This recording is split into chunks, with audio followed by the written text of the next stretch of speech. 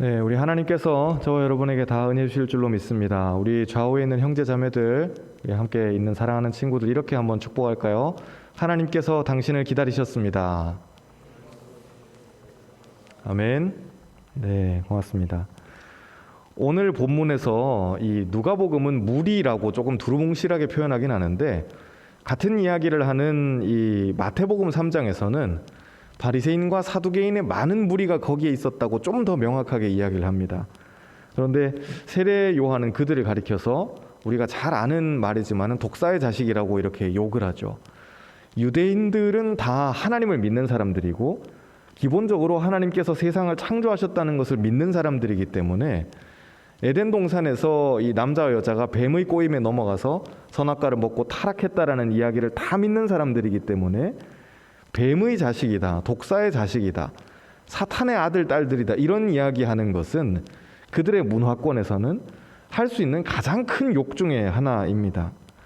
사탄의 본성은 기본적으로 거짓말하는 것이죠. 사탄의 본성은 그리고 기본적으로 하나님을 대적하는 겁니다. 안티죠. 세례 요한은 바리새인들과 사두개인들이 진지하게 하나님 말씀 들으러 왔다라고 그렇게 오는 척은 했지만 그들의 본질 자체가 하나님 앞에서 거짓말로 자기를 꾸며대는 것이고 또 하나님 앞에서 자기를 챙기고 하나님의 일에 별로 관심이 없는 반역하는 그런 것이라는 것을 요한은 그 본질을 알고 있었어요. 거짓과 반역입니다. 우리의 삶에서도 똑같은 모양이 나타날 수 있죠. 내가 누군가를 속여요. 거짓말은 왜 할까요? 결국 내가 취할 수 있는 이득이 있기 때문에 거짓말하는 것입니다. 그러다 보면 이 거짓말의 엑셀레이터는 그냥 막 이렇게 밟다 보면은 어느샌가 나도 속아요. 내가 거짓말을 하고 있다는 것을 내가 인지하지 못할 정도로 그냥 거짓말을 하게 되는 겁니다. 그리고 하나님께 반역하는 것도 마찬가지예요. 인간은 기본적으로 하나님을 찬양하고 그분을 높여드리고 그리고 이웃과 함께 살도록 창조 자체가 그렇게 되었는데 그걸 거절하고 그걸 떠나가 버리고 하나님께 반역하는 방향으로 나아가게 되면은 그것 또한 하나님께서 절대 기뻐하시지 않는 모양이라는 겁니다. 교만은 입으로 드러나는 게 아니에요. 우리 중에 우리 친구들을 봤었을 때, 우리 형제 자매들 봤었을 때 그냥 너는 진짜 생긴 게 교만하게 생겼다 이런 사람들이 누가 있어요? 다 평범하잖아요. 말을 누가 특출나게 교만하게 하나요? 이상하게 하나요? 혹은 쟤는 행동이 너무 교만해 그런 사람이 우리 중에 누가 있어요? 그런데 교만은 무엇이냐면 삶으로 드러나는 겁니다. 내 안에서 하나님께 반역하는 것이 있어요. 그런데 그것이 우리가 하늘에 대고 손가락질을 하고 욕을 한다 그래서 그렇게 드러나는 게 아니잖아요. 우린 다 평범하게 살아가거든요. 그런데 하나님께 반역한다는 것은 나의 말이나 행동이나 어떤 이 모양으로 딱 드러나는 것이 아니라 삶으로 그냥 드러난다는 것입니다. 저 사람은 그냥 교만한 거구나. 저 사람에게는 하나님이 없구나. 라는 그런 것이 삶으로 드러나는 것이죠. 예수를 통해서 구원받은 사람들은 내가 죄인임을 겸손하게 인정하는 사람들이에요. 예수님을 만나잖아요. 그러면 나의 죄인임이 보여요. 내가 죄인이라는 사실이 그게 보이는 겁니다. 말씀의 거울에 나를 비추어 봤었을 때 내가 지금 상태가 이렇구나. 정말 총체적으로 엉망이구나 라는 그것이 말씀의 거울에 비추어 봤었을 때 보이는 거거든요. 그래서 예수님을 만나면 주님 나는 정말 죄인이군요. 베드로가 처음 예수님을 만났을 때 주님 나를 떠나십시오. 나는 죄인입니다. 라고 이야기하죠. 상황이 굉장히 이상했어요. 왜냐하면 베드로가 많은 고기를 잡았는데 굉장히 이 배가 침몰할 정도로 많은 고기를 예수님이 잡게 해주셨는데 우리 같으면은 예수님 짱이에요. 최고예요. 이 정도면은 나 진짜 벌어먹고 살 수 있겠어요. 그런 이야기를 할 수 있을 텐데 베드로는 그 많은 고기를 데리고 오신 예수님에게 어떤 이야기를 하냐면은 주님 나는 죄인이에요. 나는 당신하고 같이 있을 수가 없는 사람이에요. 그걸 고백하는 거예요. 고기 뒤에 계시는 예수님을 보는 겁니다. 우리의 삶에서 많은 기도의 제목들이 있죠. 하나님 이걸 좀 해결해 주세요. 이거 좀 풀렸으면 좋겠어요. 이 유대인들도 얼마나 많은 그들의 기도의 제목이 있었겠어요. 형편 좀 폈으면 좋겠어요. 살림살이 좀 폈으면, 저 로마는 좀 저기 가버렸으면 좋겠어요. 이런 그들의 답답한 기도 제목들이 많이 있었을 텐데, 하나님께서는 그들의 기도의 제목을 그렇게 소소하게 응답해 주시는 그런 데 관심이 있으신 게 아니에요. 메시아가 와서 그런 자기들의 이 해결사 역할을 해주는 게 애초에 아니었다는 거죠. 유대인들은 그걸 기대하고 있었거든요. 어떻게 하면 메시아가 오셔가지고 내 해결사 역할을 좀 해주실 수 있을까? 그걸 기대하고 있는 건데, 하나님께서는 그런 것에 관심이 있는 게 아니라는 겁니다. 요한은 사람들에게 회개하라고 이야기해요. 예수님이 이제 오시기 전에 요한이 먼저 와서 이제 그분이 오신다. 그분이 오시면은 진짜 하나님의 나라가 오는 거야. 너희들 다 오늘 불로 태운다고 막 굉장히 격한 표현들이 많이 나오고 도끼로 막 찍는다 그러고 그러는데, 이 모든 것들은 우리를 깨끗하게 하시는, 정결하게 하시는 하나님의 방법이에요. 불로 태워서 없애버리는데 목적이 있는 게 아니에요. 구약에서 어떤 물건들을 불에 지나가게 해요. 남자들이 전쟁 나갈 때 이렇게 칼 차고 나가고 갑옷 입고 나가고 허리띠 하고 이러고 나갔는데, 전쟁터에서 수많은 사람들이 뒤집어서 싸우고 피 막 뒤집어 쓰고 진흙탕에 구르고 했던 그 많은 이 전쟁 물자들은 다 살아서 가지고 돌아오면은 하나님의 불 앞을 다 지나가게 되어 있어요. 부정한 것들은 그렇게 해서 다 불을 지나가고 깨끗하게 해서 다시 쓰는 거예요. 그래서 우리는 심판을 두려워할 필요가 없어요. 요한이 경고해요. 하나님의 나라가 오고 있다. 회개해라. 천국이 가까이 온다. 그러니까 야, 우리 뭐가 크게 좀 잘못됐나 보다. 어떻게 해야 되냐. 고민할 수 있을 텐데, 이것은 믿는 우리에게는, 하나님의 자녀인 우리에게는 잔치의 이야기고 초청장이고 기쁨의 이야기라는 거죠. 우리는 그 잔치 자리에 갈 사람들이거든요. 하나님이 우리를 부르셨을 때 누군가는 심판받겠지만은 심판은 우리의 이야기가 아니에요.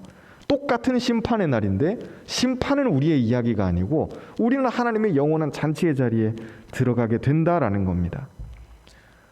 오늘 말씀은 그 나라의 사람들이 어떻게 사느냐에 대한 이야기예요. 8절에 보면은 회개에 합당한 열매를 맺으라고 이야기해요. 합당한 열매라고 번역되어 있는 이 단어는 가치가 있다라는 것으로 번역할 수 있어요. 이 2000년 전에 유대 사람들이 뭔가 물건을 이렇게 가지고 왔었을 때, 야, 이 물건은 값이 얼마나 나갈까? 그들은 무게를 쟀거든요. 그래서 이거는 금화 한 2닙 정도 되겠다, 혹은 5닙 정도 되겠다, 이렇게 무게를 저울로 달아봐요.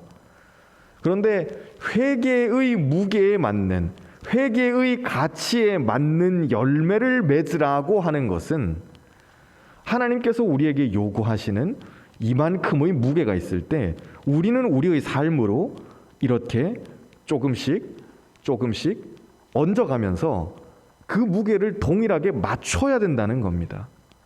나에게 가치 있는 것으로 하나님께 드려야 된다는 거예요.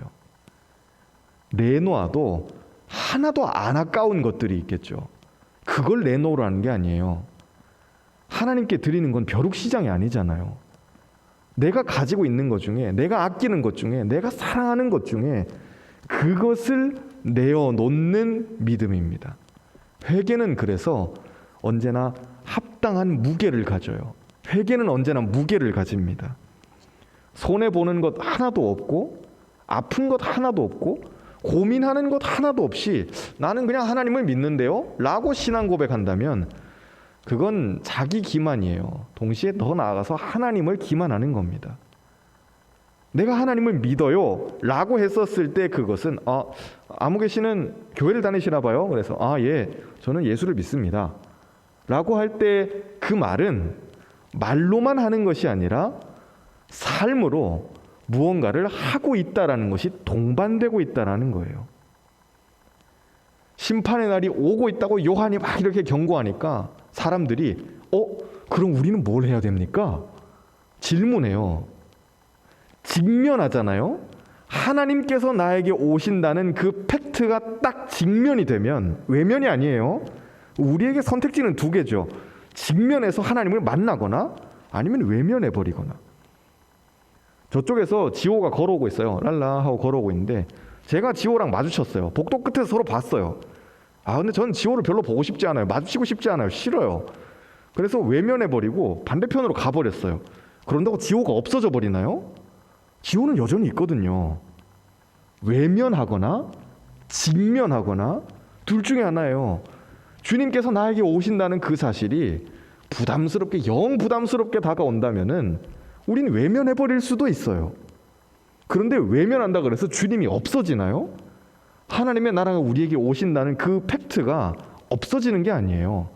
그 나라는 오고 있거든요. 지금 그리고 이미 어떤 이들의 마음 가운데는 깊이 들어온 사람들, 많이 들어온 사람들, 또 어떤 사람의 경우는 이제 문 열고 들어가는 경우도 있을 테고 다 다르겠지만 분명한 것은 하나님의 나라가 이미 오시고 있다는 거예요. 그리고 그 나라는 가치를 요구해요. 우리에게 달라고 말씀하셔요. 하나님이 거지가 아닌데 왜 자꾸 달라 그러실까요? 그것을 하나님께서 받으셔서 더 많은 사람들을 살리기 위해서 우리의 것을 달라 하시는 거예요. 하나님은 아들이신 예수에게 자기의 생명을 내놔라고 가시거든요. 예수께서 자기의 생명을 내놓으셨을 때 얼마나 많은 사람들이 살아나요. 십자가를 통해서 너무 많은 사람들이 살아나거든요. 우리도 우리가 져야 할 십자가를 하나님께서 요구하셔요. 그 십자가에 직면하느냐, 내 사명이 이거구나, 내 사역은 이거구나, 내가 이 십자가를 져야 되는구나, 직면을 하든지, 아니면 십자가는 저기 있는데 안녕, 저는 요트 타러 갈 거예요, 외면하든가, 둘 중에 하나인 거예요. 우리 친구들, 옆에 있는 친구들 이렇게 축복합시다. 외면하지 말고 직면합시다. 네, 여러분 회피하지 마셔요. 자꾸 회피하는 것도 습관이에요. 이제 자꾸 세대가 밑으로 내려가면서 뭐 MZ세대 그러는데 이제 여러분들이 들었을 때는 어떨지 모르겠지만은 저는 그냥 MZ? 뭐 M도 있고 Z도 있는데 MZ는 아닌 것 같은데 라는 좀 그런 생각이 들긴 해요. 근데 세대가 자꾸 내려가면 내려갈수록 직면하지 않고 자꾸 회피하려고 그러고 도망가 버리려고 그러고 야, 걔 왜 출근 안 했냐? 기분 나빠서 오늘부터 출근 안 하겠대요. 이런 이야기를 하잖아요. 우리 세대에서는 여러분들도 그런 분들 겪어보셨잖아요. 어머니, 아버지, 삼촌 세대 때는 있을 수가 없는 이야기인데 기분 나빠서 출근 오늘부터 안 한대요. 라는 그런 이야기를 이제 우리는 해요. 그런데 하나님의 나라가 왔었을 때는 그런 변명은 통하지 않아요. 그 나라가 온다는 건 사실이거든요. 나에게 주어진 사명이 있다는 것은 그건 사실이에요. 하나님께서 십자가를 요구하시고 있어요. 동시에 영광이 따라와요. 우리는 앞에 있는 십자가만 보고 아유 부담스럽다. 저걸 어떻게 십자가를 내가 지냐. 내가 청년부 회장을 어떻게 해요. 달달달. 그럴 수 있지만은 그 십자가를 내가 졌을 때 주어지는 영광은 언제나 세트로 따라와요. 같이 와요. 절대 십자가만 지고 끝나지 않아요. 십자가만 지고 예수님 그냥 죽어버리셨으면은 그럼 우리만큼 이상한 종교를 믿고 우리만큼 비참한 종교를 믿는 사람들이 어디에 있겠어요? 기독교는 실제적인 승리예요. 삶의 변화이고 구체적으로 삶이 바뀌는 이야기예요. 정신 승리가 아니라고요. 무리가 묻죠. 요한에게. 하나님의 나라가 올 것이다. 너희들 다 회개해야 된다. 회개에 합당한 열매를 맺어야 된다. 가치로 너희들을 증명해야 된다. 너희들 입으로만 회개하지 말고. 막 요한이 그러니까 사람들이 그럼 우리는 뭘 해야 됩니까? 라고 질문해요. 그때 글을 하나 보겠습니다. 제가 오늘 여러분들하고 같이 읽으려고 준비했던 건데 엄청 크게 해주시면 좀 크게 해달랬더니만 진짜 크게 한번 제가 책을 보다가 박노해 시인이 썼던 글인데 살다 보면 존재는 의식을 배반해요. 이 말이 좀 와닿으세요? 여러분? 갑자기 이렇게 대학교 무슨 철학 수업 같은 그런 느낌이죠. 인간은 그 사람이 사는 대로 되어가요. 결국엔 그렇게 돼요. 그래서 결론은 뭐냐면은 이 말의 결론은 뭐냐면은 그래서 뭐 어쩌자고요. 결론은 무엇이냐면은 시퍼렇게 눈을 뜨고 의식하면서 살아가야 된다는 거예요. 그냥 뭐 하루하루 살아가는 거 피곤한데 돈 버는 것도 피곤하고 직장 다니는 것도 그냥 하겠고 뭐 어쩌라고요. 그러고 있으면은 인간은 자연스럽게 떠내려가요. 여러분 지금 헤엄을 치고 있으세요? 아니면 거슬러 올라가고 있으세요? 아니면 그냥 떠내려가고 계세요? 잘 모르시겠어요? 나는 지금 떠내려가고 있을까? 아니면 나는 헤엄을 그래도 좀 치고 있을까? 아니면 나는 이 사람 진짜 멋있는 사람이죠. 거슬러 올라가고 있나? 하나님의 나라는 와요. 그런데 우리가 의식하지 않고 그냥 되는 대로 살아버리면 심판을 향해서 우리는 떠내려갈 수밖에 없어요. 예수 안 믿는 사람들에게 하루하루 뭐 맛있는 거 먹고 맛집 찾아다니고 인스타에 올리고 그러면 크게 바뀌는 게 있겠어요? 20년이 지나도 30년이 지나도 뭐 어플만 다른 게 나오거나 모양만 좀 달라지는 게 있겠지 그들의 삶은 크게 바뀌지 않을 거예요. 그리고 자연스럽게 심판을 향해서 떠내려가는 거예요. 요한은 질문하는 사람들한테 그럼 우리가 뭘 해야 됩니까? 이게 이제 머리가 깨지기 시작하는 거예요. 이전까지는 지금 하고 있는 것도 바빠 죽겠는데 뭘 더 해야 돼? 라는 사람들이었었는데 회개하라고 이야기하고 그들의 마음에 짜작 금이 가기 시작하니까 이 사람들이 그러면 우리는 뭘 해야 됩니까? 짜잔 하고 머리에 전구가 켜진 거죠. 의식하는 거예요.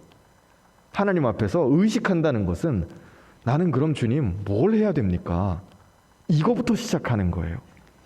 요한은 질문하는 사람들한테 구체적인 지침을 내려주죠. 두 벌 있는 사람은 없는 사람들한테 나눠줘라. 그리고 군인들한테도 사람들한테서 강제로 빼앗지 마라. 너희들의 월급을 받은 것으로 족한 줄 알아라. 세리들한테도 정해진 세금 외에는 거두지 마라. 예수님을 만났던 삭개오도 누가복음 19장에서 예수님 만났던 삭개오도 자기가 정해진 만큼 이상의 것을 사람들한테 거둬들이고 그것 때문에 부자가 되고 사람들 다 손가락질하고 욕하고 그러잖아요. 요한은 그렇게 살지 말라고 해요. 딱 정해진 만큼 챙기라는 거예요. 그런데 이 모든 이야기에는 공통점이 있어요. 무리들에게 옷 있는 사람 나눠줘라. 세리들한테는 정해진 만큼만 거둬라. 군인들한테는 남의 거 뺏지 마라. 가서 막 행패 부리지 마라. 이런 이야기를 할 때 모든 이 회개해야 되는 사람의 삶의 방향은 어디로 향하냐? 이웃을 향해서 간다는 거예요. 회개하면 그 방향은 언제나 이웃을 향해서 가요. 하나님 앞에서 회개하는데 건강한 회개의 방향은 이웃을 향해서 가는 거예요. 우리 청년부가 있어요. 우리 공동체가 과연 얼마나 건강한 공동체일지 그걸 알 수 있는 간단한 기준은 안 믿는 친구들이나 혹은 여러분들 주변에 있는 전도 대상자나 아니면 새가족들, 오늘 새로 나오신 분들 할렐루야 축복합니다. 새가족들한테 물어보면 제일 확실해요. 그 공동체는 좀 어때요? 분위기가 좀 어떤 것 같아요? 한번 같이 예배 드려보니까 좀 어때요? 라고 물어봤을 때 영 좀 아무도 와서 뭐 아는 척도 안 하고 뭐가 뭔지 잘 모르겠는데요. 그냥 뭐 저 이렇게 예배 드리면 되는 건가요? 이러면 낙제예요. 교회 안에서도 남을 챙겨주지 않는다 그러면 얼마나 바깥에 나가면 얼마나 더 하겠어요. 그래도 이 안에서는 목사가 막 여러분 남들을 챙겨줘야 돼요. 이웃을 챙겨줘야 돼요. 성경에 그렇게 쓰여 있잖아요. 여러분 막 이러면서 열도 내고 그러는데 그러는데도 남을 안 챙겨주는데 그럼 교회 문 밖에 나가면 남을 챙겨주겠어요? 그들의 머릿속에 이웃이 있겠냐고요. 그런데 우리 공동체가 그리고 우리 교회가 정말 하나님 앞에 이 공동체는 진짜 회개를 하는 공동체구나. 살아있구나. 하나님과 교제를 하고 있구나. 이게 오는 공동체는 무엇이냐면 그들에게 이웃이 있다는 거예요. 그 교회는 정말 나 교회 다니지도 않는데 나 맨날 챙겨주고 힘들다 그러는데 나 맨날 잘해주고 걱정해주고 안부 물어봐주고 동네에서 교회가 그렇게 소문이 나면 그럼 그거는 정말 살아있는 교회예요. 동네로 나갑시다 해서 이게 되는 게 아니에요. 하나님 앞에서 내가 깨지잖아요. 그러면 나의 이웃이 들어오기 시작해요. 우리 사업을 꿈꾸고 있는 청년들 축복해요. 사업하셔요. 좋아요. 그런데 사업의 방향은 언제나 어디로 향해서 가야 될까요? 사람을 향해서 가야 돼요. 아, 이렇게 하면 좀 대박이 터질 수 있을까? 이러면 안 돼요. 이러면은 벌써 틀렸어요. 하나님이 전혀 관심 안 가지시는 이야기예요.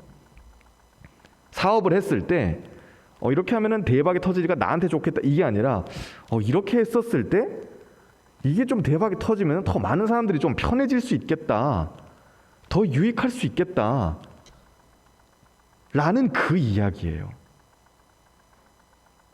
하나님의 나라를 준비하는 것은 거창한 게 아니에요. 종말을 준비한다 그러니까, 심판을 준비한다 그러니까, 회개를 해라 그러니까는 무슨 여기 뭐 신천지나 아니면 예전에 있던 많은 이단들처럼 학교도 다 관둬버리고 직장도 다 그만두고 돈 다 모아가지고는 헌금 다 바치고 거기 센터에 들어가가지고는 막 흰옷 입고 주여 막 이게 여러분도 좀 혼란스러워지시죠? 이게 하나님 나라를 준비하는 게 아니에요. 저를 따라서 한번 해보겠습니다. 벼락치기는, 다시 한번, 벼락치기는 실력이 아닙니다. 아멘? 벼락치기는 여러분 실력이 아니잖아요. 그럼 다 아시잖아요. 우리 대학생 여러분들 축복해요. 시험 전날까지 막 다리 떨어가면서 막 2시, 3시까지 열심히 막 이렇게 벼락치기 하고는 다음날 딱 들어가가지고는 시험 시작하면 막 팔이 막 떨어지도록 막 쓰고, 그리고 강의실 나올 때 어떻게 돼요? 싹 지워져 버려요. 그날 저녁에 친구랑 같이 피자 먹으면서, 그거 기억나요? 저녁에 외웠던 거? 기억 안 나잖아요. 그게 무슨 너의 실력이에요. 벼락치기는 절대 실력이 아니에요. 그런데 하나님의 나라를 준비하는 것도 벼락치기에서 준비하면 안 된다는 거예요. 그분의 나라가 오죠? 그랬을 때 우리가 대비할 수 있는 최고의 종말에 대한 대비책은 무엇이냐면은, 다 팔아가지고 이단에 들어가는 그런 게 아니에요. 다 팔아서 어디 센터에 들어가고 기도원에 들어가는 그런 게 아니라 오늘 하루를 성실하게 살아가는 거예요. 이웃과 함께 하나님 앞에 부끄럽지 않게 오늘 하루를 살아가는 거예요. 내일 예수님이 오신들 무슨 상관이에요? 그러면 오시라죠. 주님께 이렇게 말씀드리니까 좀 불경하게 들리나요? 오시라죠. 무슨 상관이에요? 나는 오늘 하나님 앞에 부끄럽지 않게 살았거든요. 이웃과 함께. 요한이 오늘 이야기하는 건 그거예요. 회개해라, 하나님의 나라가 오고 있다 라고 그랬을 때 그럼 사람들이 처음부터 야, 우리 어떻게 해야 됩니까? 근데 요한이 하는 이런 이야기가 무슨 되게 대단하고 되게 거창한 이야기가 아니잖아요. 옷 있는데 내가 2벌 있어요. 1벌 나눠주는 게 막 엄청난 이야기예요? 그거 아니에요. 옷 있으면 나눠줄 수 있는 거잖아요. 군인들이 월급 받고 그걸로 만족하는 거예요. 근데 그게 막 엄청난 결단을 해야 되고 막 40일 금식 기도를 해야지 되는 그런 거예요? 아니에요. 이건 군인들의 그냥 정상적인 매뉴얼이에요. 법과 원칙대로 살아가라는 이야기예요. 세리들에게도 마찬가지예요. 정해진 만큼만 거둬라. 딱 너 하는 만큼만 해. 너무 많이 먹지 마. 그거 특별한 이야기가 아니라 하나님 앞에서 부끄럽지 않게 오늘을 이웃과 함께 살아가라는 거예요. 그게 바로 우리가 대비할 수 있는 최선의 종말 대책이에요. 세상 사람들은 뭐 종말이 온다 그러니까 어디 노르웨이에 무슨 뭐 종자씨를 보관해 놓는 뭐 노아의 방주가 있고 그런 이야기 하는데 다 쓸모없어요. 여러분, 그거 보관해 놓으면 뭐 하겠어요. 인류가 멸망하면은 그거 나중에 누가 퍼낼까요? 누가 찾을 수나 있겠어요? 뭐 혜성이 날아가가지고 지구가 반토막이 나버리면은 그런 건 무사할 수 있겠어요? 우리 인간은 종말을 막아낼 수 없어요. 진짜 종말이 왔었을 때, 인간의 역사가 끝나고 인류의 역사가 다 끝날 때 우리 힘으로 어떻게 종말을 막아낼 수 있겠어요? 개인의 종말도 마찬가지. 저와 여러분의 힘으로 종말을 어떻게 막아낼 수 있어요? 저와 여러분의 죽음을 스스로의 힘으로 막아낼 수 있어요? 다음 주에 우리 중에 누구 하나 또 어떻게 될지 아무도 모르는 이야기잖아요. 확진도 이렇게 많이 걸리는데 여러분 걸리고 싶어서 확진되셨어요? 다 안 걸리고 싶죠. 난 좀 걸렸으면 좋겠다. 이런 생각하는 사람이 누가 있어요? 그런 정신 빠진 사람이. 좀 쉬고 싶은 분들은 있겠죠. 근데 걸리고 싶어서 걸린 사람 아무도 없잖아요. 얼마나 천만다행이에요. 그냥 코로나니까요. 죽을 병이었으면 우린 벌써 다 죽었어요. 무슨 영화에 나오는 것 같은 그런 강렬한 바이러스 같으면은 벌써 우린 다 죽었어요. 무사할 것 같아요? 인간은 절대로 종말을 막아낼 수 있는 능력이 없어요. 그랬을 때 우리가 하나님 앞에서 대비할 수 있는 최선의 대책은 오늘을 부끄럽지 않게 이웃과 함께 살아가시는 거예요. 이게 바로 성령 받은 사람의 삶이에요. 이게 하나님께서 우리에게 원하시는 종말을 대비하는 하나님 나라의 시민으로서 살아가는 삶이에요. 그래서 16절에 오늘 마지막에 보면은 요한이 예수님께서 오신다.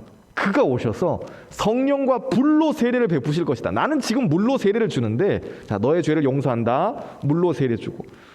여러분들 중에 보신 분들도 있을 거예요. 우리는 이제 교단법에 의해서 뭐 세례를 줄 때 목사님이 이렇게 성수를 미리 받아놓고 난 다음에 그 물을 이렇게 손으로 뭐 찍어서 주든지 뭐 컵에다 따라주는 분들도 있고, 뭐 물 양이 작아요. 그런데 침례교 같은 경우에는 우리 이제 형제 교단이지만은 침례교 같은 경우에는 언제나 이 예배당의 지금 이 강대상이 있잖아요. 강대상의 뒤편에 늘 뭐가 있냐? 큰 욕탕이 있어요. 모든 침례 교회에는 뒤에 욕탕이 있어요. 그래서 그게 무슨 용도냐? 목사님이 샤워하라는 용도가 아니고 침례식 할 때 이거 강단 치워버리고 뒤에 침례식을 거기서 거행을 해요. 예를 들어서 희미가 세례를 받아요. 침례를 받아요. 희미가 침례 교인이에요. 제가 침례를 해요. 그러면 우리 장로교 같으면은 이제 희미에게 성부와 성자와 성령의 이름으로 우리 이힘에게 세례를 주노라. 아멘. 물 좀 찍 뿌리고 이제 많은 건데 침례는 벌써 와 이게 느낌이 달라요. 희미 옷 입고 오세요. 옷 다 벗고 이제 그 가운으로 갈아입고 오세요. 가운 갈아입고 와요. 이제 젖어도 비치지 않는 민망하지 않는 가운으로 갈아입고 그리고 와요. 그래서 저도 같이 힘이랑 같이 욕탕에 들어가는 거예요. 와 대단하죠? 목사랑 같이 욕탕에 들어가서 이제 힘이는 죽습니다. 죽고 예수 그리스도와 함께 다시 부활합니다. 물속에다가 힘이를 잠궈요. 푹 잠궈버려요. 우리 여름에 왜 바닷가 놀러 가면 물속에다가 푹 잠궈버리는 것처럼 뿌글뿌글 한참 잠겼다가 푹 하고 일어나는 거죠. 그걸 3번을 반복해요. 나는 물속에 잠겨가지고 죽습니다. 과거의 이 힘은 죽어요. 나는 죽습니다. 그리고 예수와 함께 다시 부활합니다. 난 물속에 빠지면 그냥 나는 죽는 건데 과거의 나, 과거의 내 성격, 과거의 내 습관, 과거의 내 죄, 과거의 내 슬픔, 아픔 다 죽고 예수와 함께 다시 부활합니다. 요한이 했던 세례는 이런 모양이었어요. 요단강에 그 강이 이렇게 막 도도하게 흐르고 있는데 사람들이 막 줄 서가지고는 기다리고 있거든요. 그러면 요한이 한 명씩 오세요. 자, 성부와 성자와 성령의 세례를 너의 죄를 용서한다. 우리는 그것만 봐도 야 저건 비주얼이 꽤나 있다. 그런 침례는 나도 한번 받아보고 싶다 생각을 할 텐데 요한은 내가 지금 주는 이 세례는 아무것도 아니야.